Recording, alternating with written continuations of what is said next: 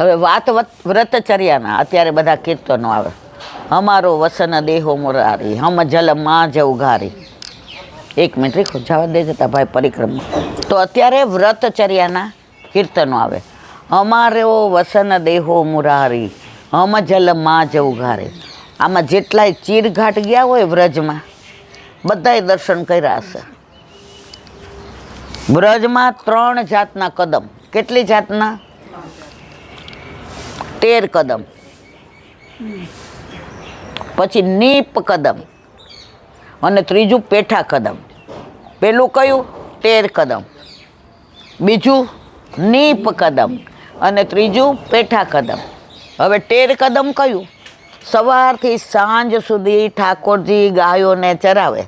દાવ ભૈયા હોય, મધુમંગલ, શ્રીદામા, તોક સખા બધા એવા રાજી થાય ને ચરાવે ને ગાયો રાજી થાય ને પાણી યમુનાજીમાં પીવડાવે ને ગાયો અંદર અંદર પ્રભુની વખાણ કરતી હોય અને પૂંછ એકબીજાને અડાડતી હોય ને એકબીજાના શિંગડા અડાડતી હોય કે જો આપણને ચરાવવાવાળા તો જો આપણા પ્રભુ છે, એનો સ્પર્શ મળે છે, એના હાથે આપણે આરોગ્ય છીએ, એના હાથે આજે યમુના જળ પીએ છીએ. હવે સાંજ પડે એટલે ઘરે જવાનો ટાઈમ થાય. સુબલ શ્રીદામા કહ્યો સખનસો, આ ઉત્થાપનનું કીર્તન આવે છે. ઠાકોરજીને જગાવીને કે ચલો ઘર જેવે કી હોઈ હે બિરિયા. ટાઈમ થઈ ગયો, હાલો ઠાકોરજીને કહે છે. તો ઉત્થાપનમાં આપણે શું ધરાવીએ છીએ? મેવો. કોના ભાવથી? પુલિંદીજીઓના ભાવથી. કેમ ધરાવીએ પુલિંદીજીઓના ભાવથી? કે ગિરિરાજની અંદર આ પુલિંદીઓ બધું વીણવા આવતી હતી. હવે ઠાકોરજીને જોયા તો વિચાર કરે, આ પુષ્ટિ પુરુષોત્તમ, આ નંદનંદન, આ ત્રિલોકનો નાથ, આ બ્રહ્માંડનો નાથ, આ બ્રહ્મ, આ પરમાત્મા, આ ઈશ્વર, આ ભગવાન આપણને થોડો સ્પર્શ કરવા મળે. આપણે તો ભીલડીઓ છીએ. પેલા એવું હતું, બ્રાહ્મણ, વૈશ્ય, ક્ષત્રિય અને શૂદ્ર. એટલે શૂદ્રને સેવાનો અધિકાર હતો કે આપણને આ મળે નહીં. ઠાકોરજી અંતર્યામી એ જોઈ ગયા. અરે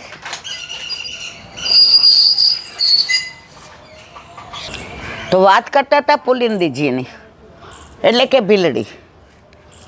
પ્રભુ માટે આવા સ્વપ્ન છે. ઠાકોરજી અંતર્યામી કે આ ભીલડી મારા સુધી ન પહોંચે પણ હું તો એના સુધી પહોંચું. તો રાતના નિકુંજ લીલામાં રાધાજીની સાથે નિકુંજ લીલા કરતા રાધાજીએ ચરણ ઠાકોરજીના હૃદયમાં ધર્યા. તો એમાં કુમકુમ હતું. એ કુમકુમ અહીંયા લાગેલું હતું અને એ પ્રભુના ચરણારવિંદમાં પણ કુમકુમ હતું. તો એ બધું કુમકુમ ઘાસમાં લાગ્યું અને જોયું, આ હા હા આ ઘાસ કેવું નસીબદાર. અને પ્રભુ ત્યાંથી પધાર્યા તો એ ઘાસમાંથી કુમકુમ લઈ અને બધે લગાડી અને પુલિંદીજીઓ પૂર્ણ બન્યા. તો પૂર્ણ કોના દ્વારા બન્યા? ગિરિરાજી દ્વારા. તો સંગ કરવો તો એવા ભગવદીઓનો કરવો જેના દ્વારા ભગવાન મળે. ભગવાનથી દૂર લઈ જાય ને દુસ્સંગ લાગે એનો સંગ ક્યારેય કરવો નહીં. તો પુલિંદીજીઓએ પછી જોયું કે પ્રભુએ આટલી બધી કૃપા કરી, તો હવે એમને શું ધરાવીએ? હવે એમની પાસે કશું હતું નહીં. તો ફળ ને ફૂલ ને કાકડી ને બધું હતું, દાડમ ને બધું લઈ યમુનાજીમાં શુદ્ધ કર્યું, સિદ્ધ કર્યું, સજાવ્યું અને સમર્પ્યું. એના ભાવથી આપણે આજની તારીખમાં પણ ઉત્થાપનમાં મેવો ધરીએ. અને એનું પ્રગટ પ્રમાણ તમે શ્રીનાથજીમાં જાઓ તો બહાર બધી ભીલડીઓ પુલિંદીજીઓ બેઠી હોય છે અને એ બધી જ ફ્રૂટ લઈને બેઠી હોય, મેવો લઈને બેઠી હોય છે. એક મિનિટ. તો પુલિંદીજીઓનું આજની તારીખમાં પણ પ્રગટ પ્રમાણ આપણે શ્રીનાથજીમાં જઈએ તો બહાર જે મેવો વેચે છે એ જુઓ તમે, બહાર નહીં વેચે, ત્યાંથી જ તમને આપશે. અને આપણે ધરવો હોય તો ત્યાંનો જ ધરાશે, બહારનો નહીં ધરાય. શું કામ? ઠાકોરજીએ પુલિંદીજીઓનો અંગીકાર કરીને એને પૂર્ણ કરી છે. એટલે આજની તારીખમાં પણ શ્રીજી બાવા આ રસમ નિભાવે જ નિભાવે જ નિભાવે જ. એમાં કોઈ શંકાને સ્થાન નથી. આજની તારીખમાં તમે નવનીત પ્રિયાજીમ જોજો, આમ પંખા હાલે છે. બહાર કેટલાય દર્શન કર્યા છે ને બધાએ. કારણ કે જે ગૃહ સેવા છે, નવનીત પ્રિયાજી છે એ ગુસાઈજીનું સેવ્ય સ્વરૂપ છે અને શ્રીજી બાવાજી બધાયના છે. એ એકના નથી. એમાં અન્ય માર્ગી આવે ને બધાય આવે, જેને જે માગવું હોય એ બધાય આવે. એકવાર અન્નકૂટના દર્શન રાતના 2 વાગે ખુલ્યા. કેટલા? એટલે અમે મારો આકાશ મને લાગે છે 1.5 મહિના 1.5 મહિના નહોતો, એટલે પહેલી વાર અમે શ્રીનાથજી લઈ ગયા અને ગીરદી કે મારું કામ. એટલે દર્શન ખુલ્યા એટલે કેવા દોડે બધા અને કેવી ગીરદી થાય બધા, કોણી મારા આમ તેમ. એટલે આ મને કે તું આ મને આપી દે. આમની હાઈટ, આપણી તો હાઈટ પહેલેથી જ પનો ટૂંકો, એટલે આમણે આમ અહીંયા નાખ્યા. તો અમારી પાછળ એક સાઉથના બેન હતા, એને ન આવડે ગુજરાતી, ન આવડે Hindi, only speak in English. એટલે એનું છોકરું 40 દિવસનું, મારોય 40 દિવસનો. એટલે આમણે લીધું. એટલે મેં કીધું તમારા વરને આપી દો. એટલે મને કાંઈ સમજાતું નથી. મેં તો વેર ઇઝ યોર હસબન્ડ? એટલે પછી કે તો આગળ છે ઇંગ્લિશમાં મને કીધું. મેં કીધું આ મને કે એને કાંઈ નહીં થાય ઇંગ્લિશમાં. કે મેં હે આટલી બધી આને દ્રઢ. પછી બહાર નીકળે ને ઓલું છોકરું રોવે નહીં, કશું જ નહીં, એણે દર્શન નહીં કરાવ્યા. બહાર નીકળે એટલે સૌથી પહેલાં મને ચા પીવી પડે. એટલે અમે ચા પીવા ઊભા રહ્યા. તો એ બેને ત્યાં આવ્યા ને એના વરે આવ્યા. હવે બેનની ઉંમર જઈને મને એવું લાગતું હતું કે એના પૌત્ર છે. એ બેનને 52-53 વર્ષ અને 40 દિવસનો છોકરો. તમે ને હું બધા શું માનીએ? દીકરાનો દીકરો હશે એમ જ માનીએ ને. પછી બેઠા એટલે એને વર કે આઈ વિલ ટેક, હું ચા લઈ આવું છું, પ્લીઝ સિટ ડાઉન. એટલે આપણે ક્યાંય યાત્રાના સ્થળમાં કોઈનું પીએ નહીં, એમાંય અજાયણાનું. પછી મારી બાજુમાં બેઠા એણે જે વાત કરીને આપણે બધાએ જીવનમાં સાંભળવા જેવી છે. એ કે મારા મિસ્ટર ક્લાસ 1 ઓફિસર ગવર્મેન્ટમાં, મારા લગ્નથી 5 વર્ષ થયા, 10 વર્ષ થયા, 15 વર્ષ થયા.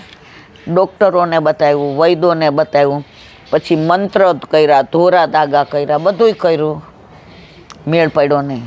ટાઈમ જતો રહ્યો રજસ્વલા. એટલે ડૉક્ટરોએ કીધું કે હવે ભગવાનનું નામ લ્યો, અથવા તો તમે સારા આશ્રમમાંથી દત્તક લઈ લો. પછી અમારી બાજુમાં એક ફેમિલી ભાડે રહેવા આવ્યું. એટલે એણે વરસ થયું ને એટલે કે અમે લોકો નાથદ્વારા જઈએ છીએ. Where is Nathdwara? પછી એણે કીધું કે અમારા શ્રીજી બાવા છે, જે કૃષ્ણનું બીજું સ્વરૂપ છે. 500 વર્ષ પહેલાં એ જ કૃષ્ણ અહીંયા ગિરિકંદરામાંથી પ્રગટ થયા અને પહેલાં જતીપુરામાં હતા અને અહીંયા અજબ કૌરીનો મનોરથ પૂર્ણ કરવા નાથદ્વારામાં પધાર્યા. એટલે કે અમે આવી શકીએ સાથે, આવો એ કે. એટલે પ્લેનની ટિકિટ એમની કરાવી. પહેલાં તો દિલ્હી સુધી જ હતું, અત્યારે આ બધી વ્યવસ્થા થઈ ગઈ. આ તો મારો દીકરો 40 વર્ષ પહેલાં, એટલે 40 વર્ષ પહેલાંની. પછી ત્યાં આવ્યા એટલે શ્રીજી બાબાને દર્શન કર્યા. એટલે ધક્કા મૂકી તો હું તમે બધાય જાણીએ જ કેવી હોય. બીજા બધા હોય તો એ તો આમ શ્રીજી બાબાને નિરખે, વળી એક ધક્કો આવે એટલે આમ જુએ, બીજો ધક્કો આવે એટલે આમ જુએ, અને આંખમાંથી આંસુની ધારા જાય. મને કૃષ્ણ એક તારા જેવો લાલો નહીં તો લાલી આપી દીધી હોત ને. મને કોઈક માં કહેત, મને કોઈ માં કહેવાવાળું નથી. અને દર્શન બંધ થયા ત્યાં સુધી કોઈ એને બહાર ન કાઢ્યા. હવે ઘરે ગયા, ટાઈમ જતો રહ્યો તો 9 મહિના 9 દિવસ થયા તો આ દીકરો આવ્યો. સાયન્સ ખોટું પડ્યું. હવે એણે કીધું તું, ખબર પડી કે હું પ્રેગ્નન્ટ છું, તો કે 40મે દિવસે સુધી હું ઘી નહીં ખાઉં. હવે સુવડમાં ઘી વિના ચાલે? ઘી નહીં, દૂધ નહીં. શ્રીજી બાવાના દર્શન આને કરાવીશ. મને કે આની રક્ષા પછી એ કરે કે હું કરું? આ સાવ સાચી બની ગયેલી હકીકત. એટલે તો એ શ્રીજી બાવા ત્યાં બિરાજે છે. તો મારે જે કહેવું છે તે આ છે કે પુષ્ટિ માર્ગમાં ચમત્કાર નથી, પણ સાનુભાવ છે. આપણા જીવનમાં પણ ઘણીવાર આપણને એવું થાય કે આપણી નાવ હવે ડૂબી ગઈ છે, હવે આપણને તારવાવાળું કોઈ નથી, આપણા હલેસા આપણા હાથમાંથી નીચે પડી ગયા છે, નદીમાં નાવ ડૂબી રહી છે, તરાપો છે નહીં, શું કરવું? ત્યારે તમને કોઈ એવો તરાપો મળી જાય કે આપણે કહીએ ને કે ડૂબતું માણસ તણખલું પકડે, એમ આપણા ઠાકોરજી તણખલું બનીને ક્યારે આવે છે મને ને તમને કાંઈ ખબર પડતી નથી. બોલો વલ્લભાથી વ્રજ વિહાર. આપણે અત્યારે લીલી પરિક્રમા જ્યારથી ભાદરવા મહિનામાં વ્રજમાં ચાલુ થઈ ત્યારથી આપણા પુસ્તક ચાલુ કર્યું. શું કામ? અત્યારે ઘણું બધું તિરોહિત થઈ ગયું છે. આમાં છે એમાંનું ઘણું બધું નથી. અમે 2008માં કરી ત્યારે જે દર્શન કર્યા હતા એ 2012માં નથી, અને 18માં ગયા ત્યારે ઘણું બધું નહોતું. તો 84 કોષની લીલી પરિક્રમા જીવનમાં એકવાર વૈષ્ણવોએ કરવી અને કરવી. શું કામ? આપણે 84 લક્ષ્યોનીમાંથી રખડીને અહીંયા આવીએ છીએ. છેલ્લો જન્મ મનુષ્યનો મળે છે. બધાય આપણી જેમ જ છે, હાથ પગ હૈયાવાળા, ખાય છે, પીએ છે, બધું કરે છે. મનુષ્ય એક જ એવો છે જેને બુદ્ધિ આપી છે. તો હવે આપણે બુદ્ધિથી નક્કી કરવાનું જ કે 84 લક્ષ યોનિમાં પાછું ફરવું છે કે આપણે આ યોનિ અહીંયા પૂરી કરી અને ઠાકોરજીના વ્રજની અંદર મધુવનમાં, તાલવનમાં, બૌલાવનમાં, કુમુદવનમાં, વૃંદાવનમાં, વચવનમાં, ભાંડીરવનમાં, બિહારી વનમાં, કોકિલા વનમાં, ભદ્રવનમાં, બેલવનમાં, માટવનથી આગળ જઈએ તો ભોજન થાળીને, ચરણ પાડીને, કામવન ને 84 ખંભાન. મારવાલા ક્યાંક ને ક્યાંક તો આપણો મેળ પડેલો જ છે. આપણા ઠાકોરજી આપણી રાહ જોવે છે. પણ પછી જો આપણે કરવાના કાર્ય ન કરીએ અને ન કરવાના કરીએ તો પાછા 84 લક્ષ્યોનીમાં આવ્યા વિના રહેતા નથી. આ બધું સાંભળીએ, આ બધું બોલીએ ત્યારે નક્કી કરી લઈએ કે હવે આપણો આ છેલ્લો જન્મ સુધારી લેવો છે.